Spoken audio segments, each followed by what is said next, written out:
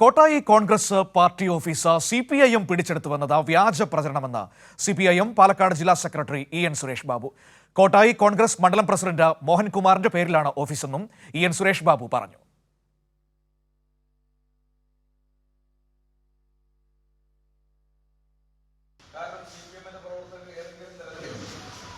കോൺഗ്രസിന്റെ party office കയ്യേറുകയോ അതിനകത്ത് കയറിയിരിക്കുകയോ ചെയ്തിട്ടില്ല. ഞങ്ങളിവിടെ വാർത്താ സമ്മേളനം നടത്തുമ്പോൾ കോൺഗ്രസിന്റെ പ്രവർത്തകർ അവർ തടിച്ചുകൂടുകയും പ്രകടനം നടത്തുകയൊക്കെ ചെയ്യുമ്പോൾ ചുമട്ടുതൊഴിലാളികളായ CPIMന്റെ പ്രവർത്തകർ ആ പ്രദേശത്ത് 10-30 പേരുണ്ടായി. ഒരാള് പോലും കോൺഗ്രസിന്റെ ഓഫീസിലേക്ക് കയറിച്ചിട്ടില്ല. അങ്ങനെയിരിക്കെ പാർട്ടി ഓഫീസ് പിടിച്ചെടുക്കാൻ പോകുന്നുവെന്ന വ്യാജമായ പ്രചരണം നടത്തി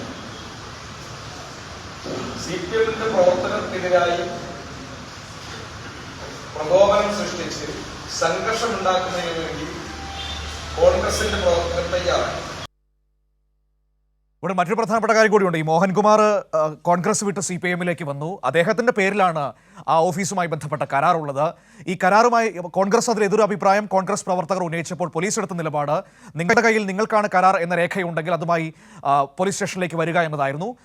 അത് പ്രകാരം മോഹൻകുമാർ രേഖയുമായി പോലീസ് സ്റ്റേഷനിലെത്തി. പക്ഷേ കോൺഗ്രസ് പ്രവർത്തകർക്ക് രേഖകൾ ഹാജരാക്കാൻ കഴിയാതെ പോകുന്നതും നമ്മൾ അവിടെ കണ്ടതാണ്. അതിന്റെ അടിസ്ഥാനത്തിലാണ് അന്ന് അവിടെ CPIM പ്രവർത്തകർക്ക് ആ ഓഫീസ് തുറന്നു നൽകുന്നത് നമുക്ക് കാണാൻ കഴിയുന്നത്. ഈ വസ്തുതകൾ നിലനിൽക്കുമ്പോഴാണ് അതിനെതിരെ വ്യാജ പ്രചരണം നടത്തുന്നത് എന്നതുകൂടി ഈ ഘട്ടത്തിൽ എടുത്തു പറയേണ്ടതാണ്.